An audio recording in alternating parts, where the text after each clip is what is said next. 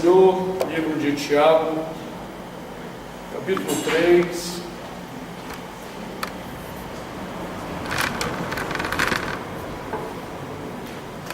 A partir do versículo 13. Tiago 3, a partir do versículo 13. Quem entre vós é sábio e inteligente?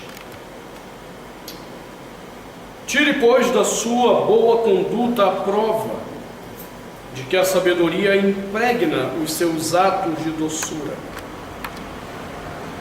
Mas se tendes o coração cheio de inveja amarga e espírito de rivalidade,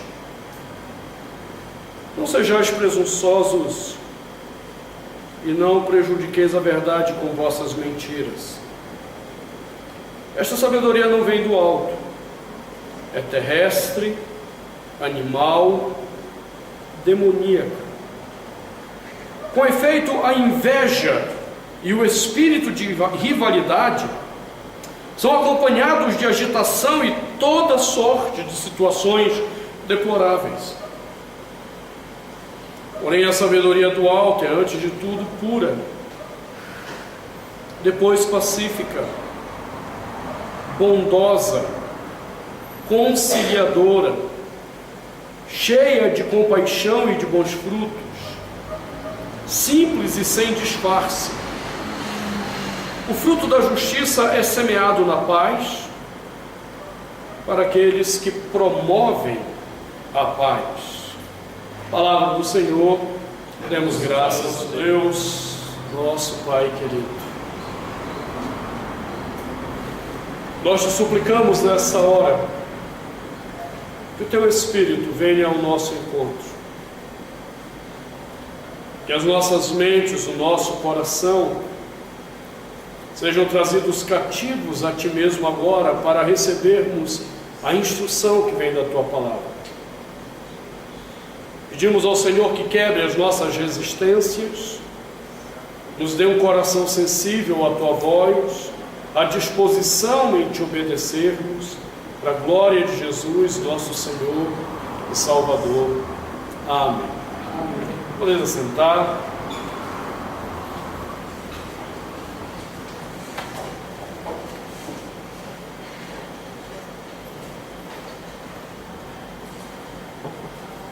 Tenho compartilhado com os irmãos algumas questões que ao longo de 2007 eu tive que viver na minha vida. 2007 foi um período muito difícil espiritualmente para mim. Eu diria que foi um ano muito decisivo da minha fé para entender-me junto a Deus e entender a minha posição diante de Deus. Porque 2007 foi um ano de um grande quebrantamento que Deus teve que trazer à minha vida. Deus teve que literalmente me humilhar de uma forma muito dura em 2007. E quando você está vivendo um momento assim, você tem geralmente duas tendências. Ou você se revolta contra todo o processo que Deus está tomando contra a sua vida e não a favor de você. E você chuta o pau da barraca, sai brigando com Deus, sai brigando com o mundo. Ou você baixa a cabeça e recebe toda a ira de Deus contra você. Não tem meio termo. Ou você aceita a humilhação, ou você se exalta e se perde de Deus. E quando já haviam pelo menos 3 meses que eu estava naquela humilhação profunda de Deus com a minha vida, eu lembro que ainda estava morando em São Paulo, liguei para um filho meu na fé, pastor Vulmar, pastor lá da igreja do Bandeirantes, presbiteriana do Bandeirantes. E Vulmar foi um cara que Deus me deu o privilégio de encaminhá-lo no ministério, de mentorear o pastorado dele. fiz o casamento dele, batizado da filhinha dele, ou seja, eu tenho todas as marcas da minha vida, na vida dele e da família dele. E ele com a esposa com certeza foram um dos que muito sofreram com tudo aquilo que estava acontecendo em 2007 comigo. Eu lembro que um dia eu liguei para ele, conversando, ele me disse algo que me deu uma esperança ao coração. Ele disse para mim: pai, então ele me chama de pai mesmo. Isso porque ele é alguns meses mais velho do que eu. Quando eu mudei para Brasília, eu já disse para os irmãos que eu fui congregar com eles o tempo que Deus tinha para mim, para poder me tratar. O mais doido era ver a filhinha dele me chamando de vovô. Até o pessoal da igreja entender isso. Era o vovô aí. E quando eu falei com ele naquele dia, ele disse: pai, uma coisa que para mim sempre foi admirável no Senhor é porque o Senhor tem um coração tratável. O Senhor se permite tratar. E naquele dia, quando ele falou isso, eu chorei muito. Eu fui orar ao Senhor e disse ao Senhor que eu era muito grato a Ele por ter um coração então tratável. Porque essa era a única razão de eu não chutar o pau da barraca e sair xingando meio mundo. Sabe aquela coisa de ter gente que quer apontar o dedo para você e você olha e diz: rapaz, que moral você tem para querer apontar o dedo para mim? Se eu abrir a boca aqui e soltar o que eu sei da sua vida, os podres que eu sei da sua vida. Sabe essa hora que você quer se revoltar e mandar todo mundo para o inferno junto com você? E quando eu vivia essas situações, a única coisa que me vinha ao coração é: cada um é responsável do seu próprio pecado. E eu sou responsável pelos meus. Eu tenho que responder diante de Deus pelos meus. Isso era sempre o que me vinha ao coração. Era isso que me impedia de agir e reagir de forma pecaminosa contra aqueles que queriam aproveitar aquele momento para me humilhar, para me pisar. O que me impedia de reagir daquele jeito era exatamente a voz de que Deus estava tratando era com o meu pecado, era com a minha vida. Então, quando o Vumar me disse isso, eu pude entender exatamente por que eu reagia daquele jeito. E eu fui muito agradecido a Deus em oração, dizer a Ele como eu era grato por ter um coração tratável. Isso tem sido o meu pedido a Deus há muito tempo, para que eu não tenha um coração soberbo quando alguém precisar me chamar a atenção de algo que eu esteja fazendo errado. Quando alguém chegar e disser: não, você errou por isso e pecou aos olhos do Senhor por isso, e eu não me valer de qualquer ideia de conhecimento que eu possa ter, de posição que eu possa estar, mas ouvir essa instrução, essa repreensão para ser tratado. Bom, e é exatamente isso que Tiago diz que marca o processo da formação da sabedoria. Nós temos examinado o que Tiago tem dito sobre o que é ser sábio, e nós já observamos que a partir do versículo 17, ele começa a conceituar a sabedoria que vem de Deus. E essa sabedoria, ele disse para a gente que primeiramente ela é pura, ela tem caráter de santidade, ela não está manchada pelos interesses pessoais. E ele disse que então, por ser pura, por ser santa, ela é pacífica. É uma sabedoria que se desenvolve para promover a paz. E paz aqui é um conceito de reconciliação entre homens. E então o Tiago diz que se essa sabedoria ela é pura, ela consegue ser pacífica, ela será então bondosa. E nós vimos essa palavra semana passada, a palavra grega epiteimes, refere-se exatamente à ideia de uma indulgência, como traduz a versão de Almeida atualizada, que se refere à ideia de tomar prejuízo para si mesmo, ainda que se tenha a verdade. Porque às vezes, em nome da verdade que nós temos, e não estamos dizendo que é mentira, é verdade, Nós atropelamos o outro e não promovemos a sabedoria. Nós apenas promovemos a soberba. E agora Tiago usa uma outra palavra decorrente dessa. A sabedoria não é apenas pura, pacífica e bondosa ou indulgente, mas ele diz ela é conciliadora. E aqui a palavra grega não tem esse sentido de conciliadora. É uma palavra difícil de traduzir, porque ela não tem equivalência na língua portuguesa. E aí você pode pegar várias traduções e cada tradutor vai tentar dar um significado para essa palavra. Bons comentários bíblicos nem traduzem.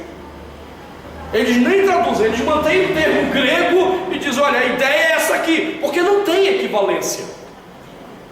Qual é a ideia dessa palavra grega que foi traduzida como conciliadora? Ela pode significar duas coisas, e todas as duas são verdadeiras. A versão Almeida atualizada traduz essa palavra como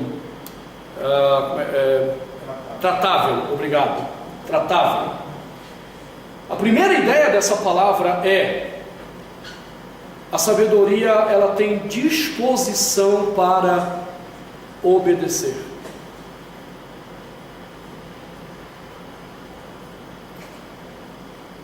Disposição para a obediência.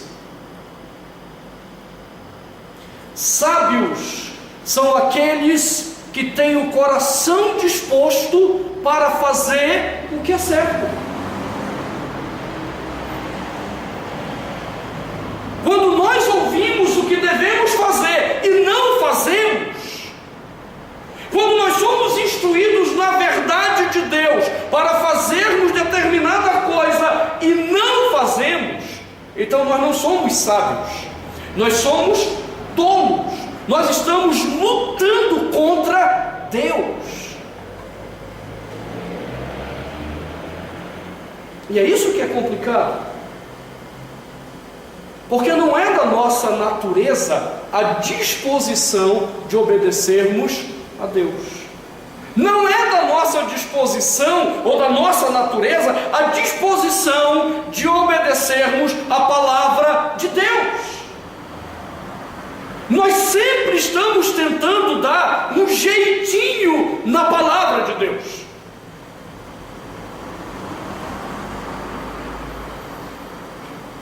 Às vezes a gente até tenta burlar a palavra de Deus, como se a lei de Deus tivesse um prazo de carência.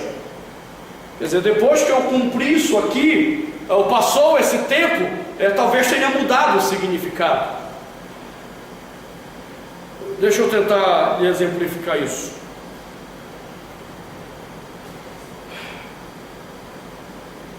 Eu precisei há um tempo tratar de uma situação mais ou menos assim. A pessoa me procurou e disse: pastor,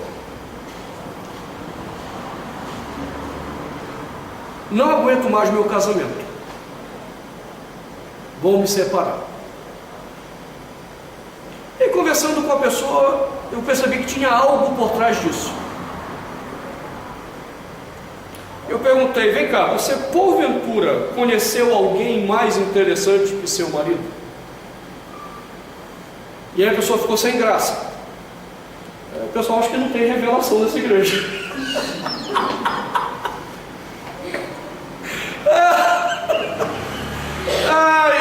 E a pessoa ficou sem graça e disse: sim. E porventura você adulterou com essa pessoa? E ela ficou mais sem graça e disse: sim. E você acha que isso é o caminho de Deus? Então deixa eu lhe dizer, o caminho de Deus é primeiro você se arrepender, confessar o seu pecado ao seu marido, e ambos buscarem no Senhor reconciliação. Esse é o caminho de Deus. Quer fazer isso? Ah, pastor, mas eu não gosto do pai dele. Diz assim: ok, você pode até se separar, mas você vai estar em adultério. E esse adultério, ele é permanente aos olhos de Deus. Aí me veio uma outra questão, dizendo: porventura essa pessoa é casada? E ela disse: sim. E ela tem um filho? Sim. Isso é ótimo. Então você vai separar um casamento, vai fazer um pai abandonar sua filha, era uma filhinha que ele tinha, para ficar com você, e você quer que isso seja certo aos olhos de Deus. Aí foi engraçado quando, eu digo engraçado para não dizer trágico. Mas pastor, é assim, não tem um jeitinho? Eu disse: não. E aí eu fui ler com ela algumas passagens bíblicas onde Deus condena duramente esse tipo de comportamento e promete a ira dele permanente sobre quem age assim. E a pessoa saiu desnorteada da conversa, ela esperava um jeitinho. Pois bem, o coração dessa pessoa não era tratável, ela foi seguir o coração dela, ela fez exatamente o que ela queria. Ela separou do marido, o outro separou da esposa, se juntaram. Passaram-se alguns meses, eu comecei a receber mensagem no meu celular, perguntando se não podiam congregar conosco. Eu disse: não.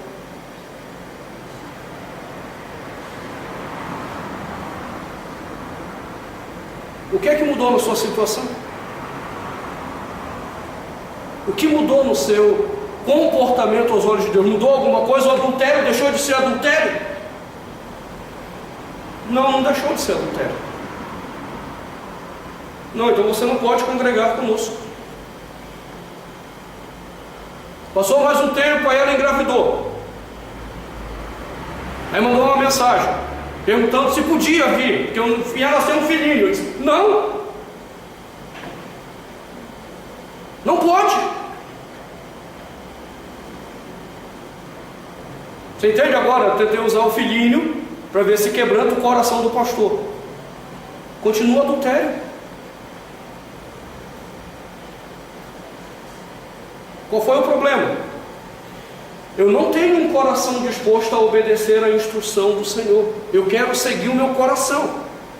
E então eu desobedeço a Deus e depois eu quero ver se eu consigo dar um jeitinho nas coisas de Deus. Não, não tem jeitinho nas coisas de Deus.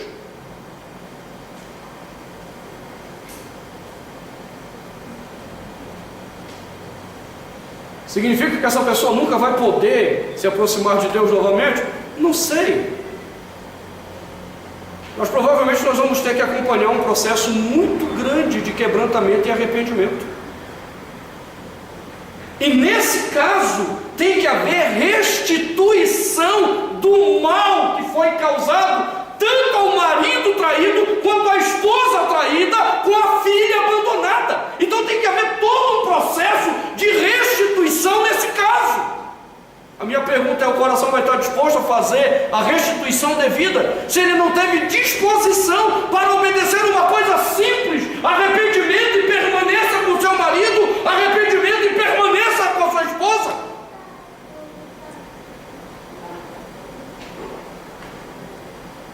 Quem é sábio ou está amadurecendo na sabedoria, segundo essa palavra que Tiago usa, a primeira característica após pureza, após pacificidade, após indulgência é disposição para a obediência.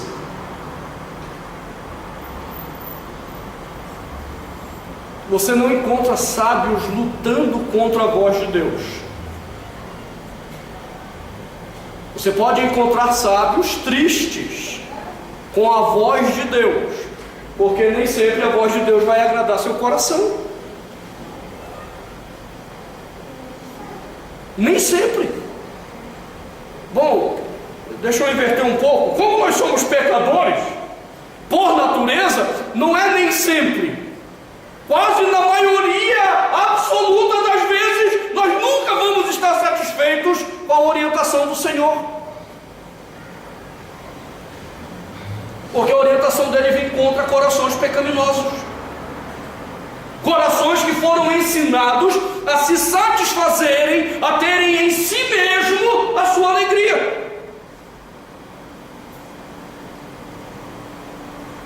E aí a gente sempre vai tentar aquele jeitinho brasileiro, mas nem um pouquinho. Isso me lembra um membro que eu tinha em Lusiânia, quando eu comecei meu pastorado. Figura aquele camarada. Você amava e odiava ao mesmo tempo, pelas coisas que ele fazia. Ele adorava ir para a porta da minha casa às 6 horas da manhã, esperar eu acordar. Você imagina a figura. E aí a primeira pessoa que eu dava de cara quando eu acordava era ele. E eu lembro que quando havia algum período de confusão na igreja, algum problema, e ele era da turma das fofocas, ele sabia dos bastidores das fofocas. E ele sabia qual era a minha posição sobre essas questões de fofoca. Aí ele chegava em casa e assim: pastor, eu posso jogar só uma pedrinha?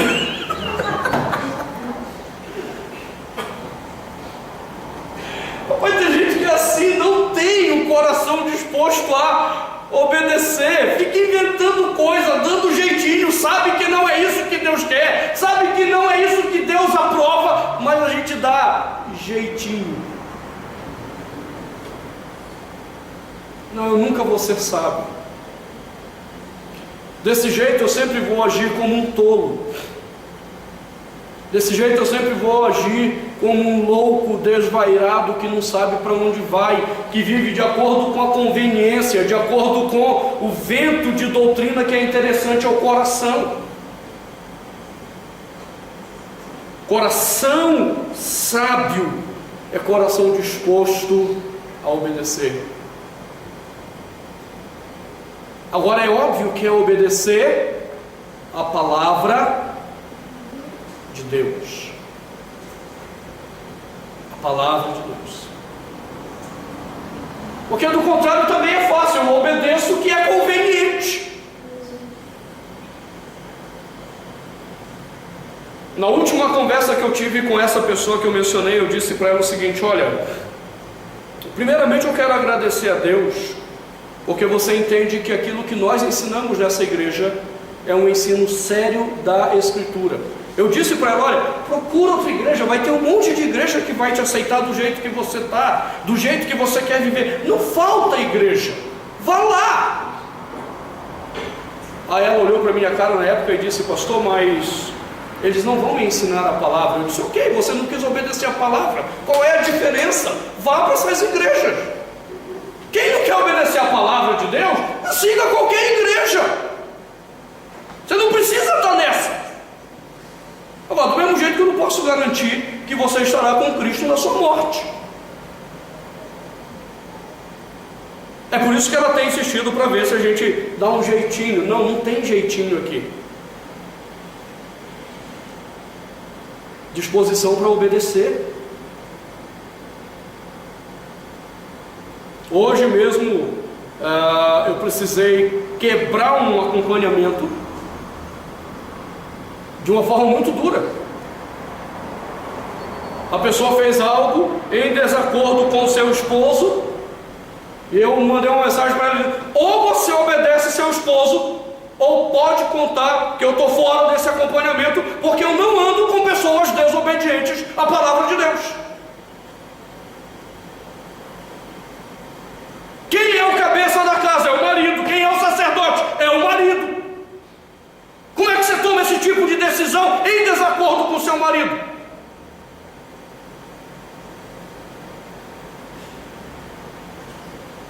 Não acompanhe mais, procure outro conselheiro. Você entende?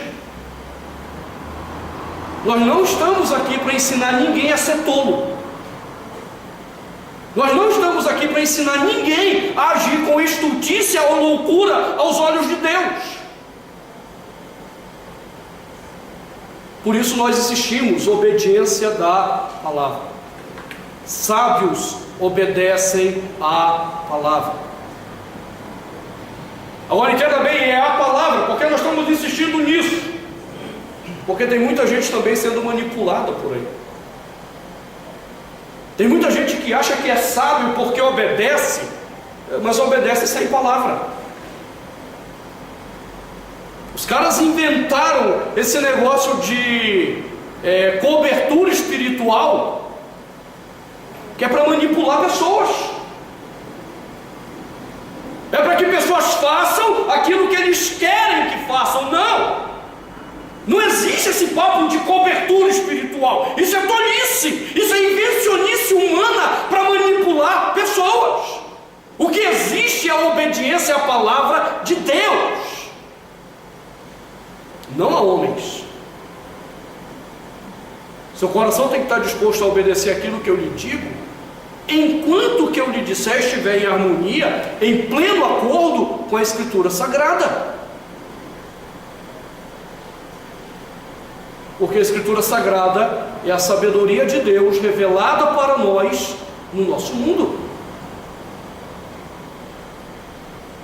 Então a primeira coisa é exatamente essa disposição para obedecer à palavra de Deus.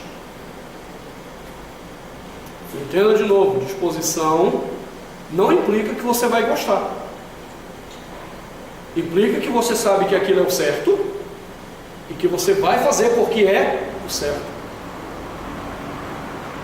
E ainda que seu coração coloque dúvidas sobre aquilo, se aquilo é certo realmente ou não, você confia que aquela é a palavra de Deus. E se é a palavra de Deus, ainda que você esteja em dúvida e em luta, você sabe que a palavra de Deus não pode errar, ela não pode mentir, ela não pode falhar naquilo que ela te diz. Então por isso eu obedeço. Mas essa palavra grega que é usada aqui, ela também tem o sentido que o tradutor da Almeida Atualizada colocou. Ela não é apenas uma disposição para a obediência, mas uma disposição para ser tratada. Daí os tradutores da Almeida Atualizada, da tradução Almeida Atualizada, optaram pela tradução do termo tratável. Ela aceita ser corrigida.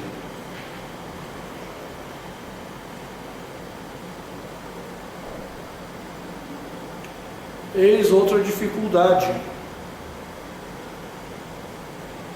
Nós não gostamos de ser corrigidos.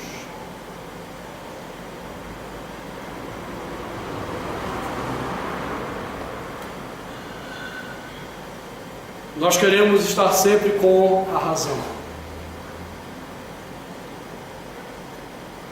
Ainda mais se a razão for a razão do nosso coração.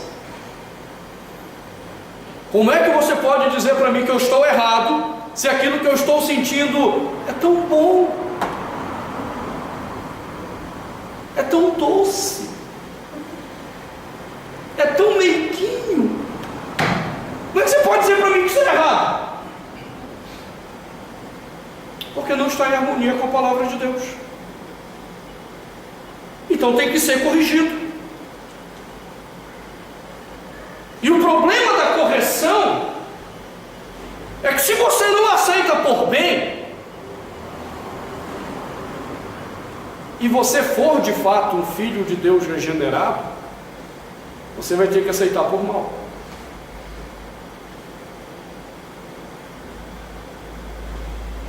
Porque Deus não vai deixar um filho dele permanecer no erro.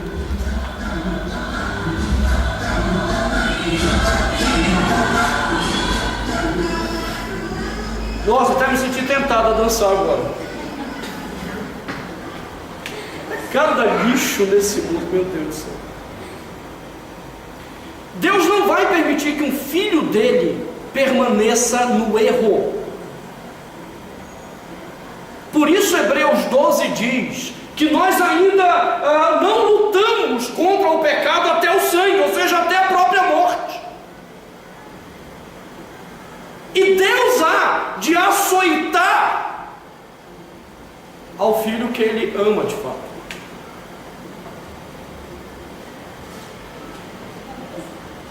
Então quem é filho não tem muita opção, ou ele aceita a correção de Deus logo, de bom coração, ou Deus vai ter que quebrá-lo todinho para ele aprender.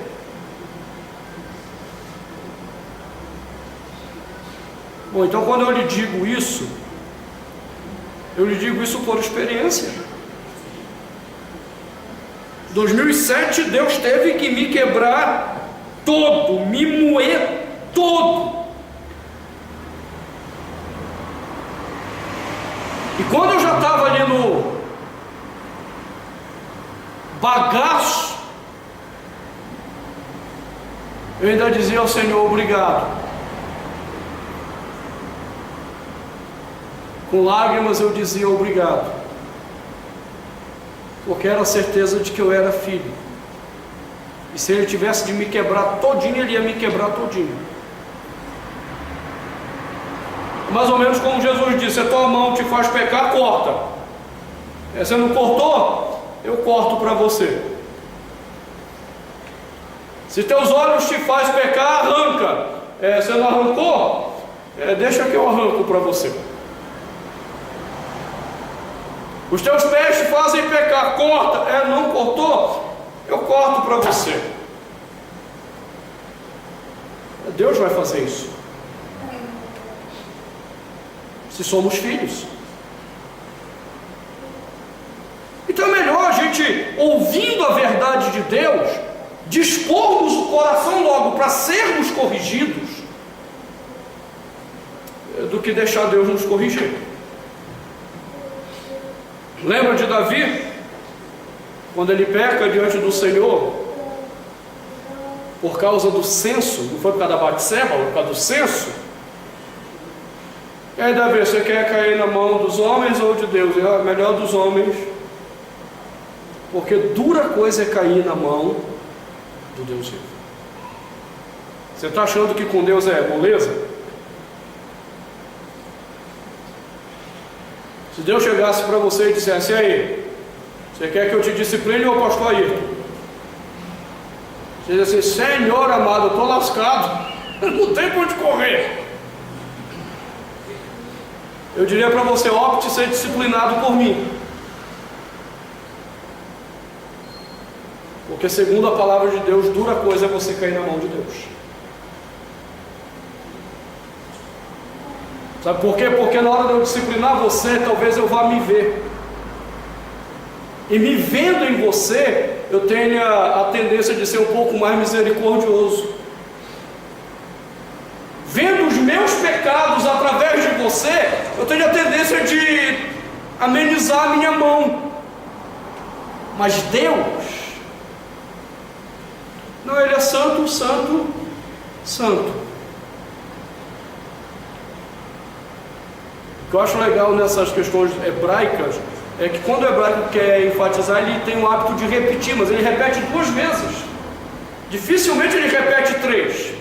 Ouvi, ouvi, dai ouvidos, mas ele não tem ouvir. E quando ele vai falar da santidade de Deus, não é santo, santo, é santo, santo, santo. Para dizer, a santidade dele está para lá do que você possa imaginar. Aí dá para entender porque quando você cai na mão dele, ele não precisa ter misericórdia, ele pode te quebrar todinho, porque você é filho e ele vai te corrigir.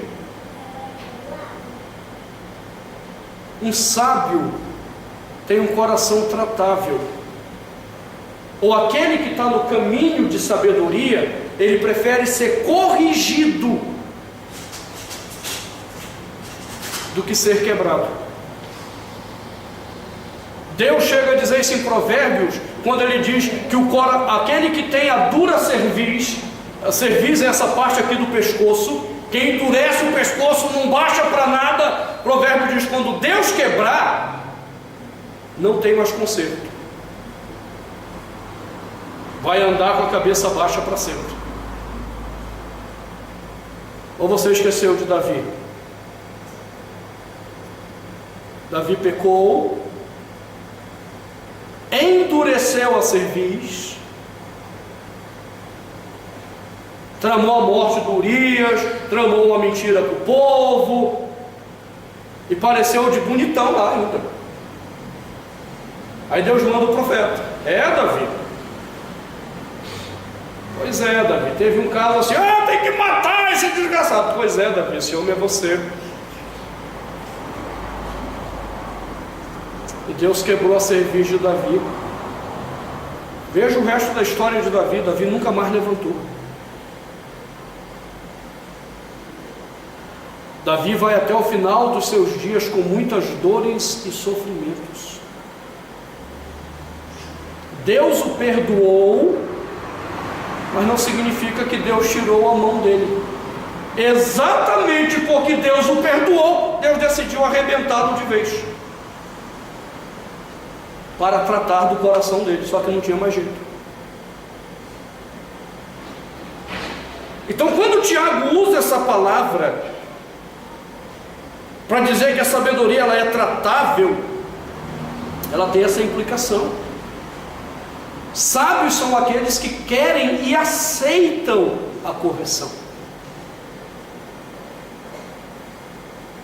Quando eu examino o que aconteceu comigo em 2007, por que havia essa disposição, eu sou muito grato a Deus por ter aprendido algo muito cedo na minha adolescência, através da vida de Santo Agostinho. Tem um senador agora aqui, Randolph Rodrigues, esse eu ouvi direto falando na CBN, ele é senador do Amapá. O Randolph foi meu amigo de sala de aula e do Grêmio Estudantil. Nós éramos amicíssimos. E nas campanhas presidenciais do Grêmio Estudantil, você sabe que no meio dessas campanhas, quando falta gente querendo te criticar, descer o cacete, e eu usava essa expressão aprendida com Santo Agostinho: eu prefiro as críticas que me fazem construir do que os elogios que me corrompem. As críticas me ajudam a corrigir o coração. Os elogios endurecem na soberba o coração. Você sabe se o seu coração é tratável pela forma como você reage a uma crítica.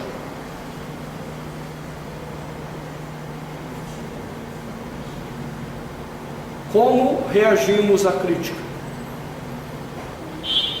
Aí eu sei que o meu coração é tratável ou não. E agora o Tiago tem colocado para a gente: isso aqui é o caminho da verdadeira sabedoria.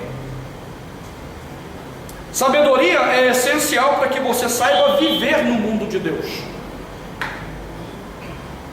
E nesse sentido, a sabedoria de Deus, ela é eipitemes, disposta à obediência e tratável.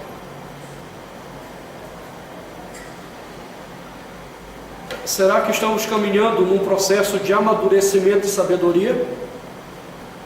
Ou será que nós estamos ficando velhos e tolos? Como estamos crescendo? Como estamos envelhecendo? Como sábios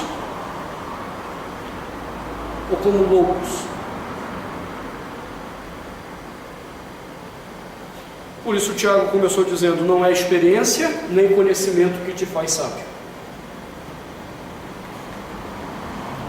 Ouça a palavra de Deus. E se você tiver um coração disposto a obedecer e tratável, então você está se tornando sábio. Se você não está disposto a obedecer a palavra de Deus e nem ser corrigido, a única coisa que Deus pode te oferecer é um convite ao arrependimento. Arrependa-se enquanto é tempo, para evitar que a tua velhice seja louca. Vamos orar ao Senhor, feche seus olhos. Senhor, nos ajude, nos dá um coração sensível ao teu querer, à tua vontade. Te pedimos porque isso não é natural do nosso coração, isso não é próprio de nós. Nós somos muito cheios de nós mesmos, somos muito cheios das nossas verdades, muito cheios das nossas vontades, dos nossos prazeres. Então nós precisamos, Senhor, de Ti. Precisamos urgentemente de Ti. Precisamos da Tua graça, da Tua misericórdia sobre nós. Ajuda-nos, Senhor. Ajuda-nos. Dá-nos um coração tratável, para que cresçamos na sabedoria que vem de Ti mesmo. Perdoa-nos em nossos pecados, na soberba que luta dentro de nós, para que tenhamos um viver agradável aos Teus olhos, em nome de Jesus. Amém.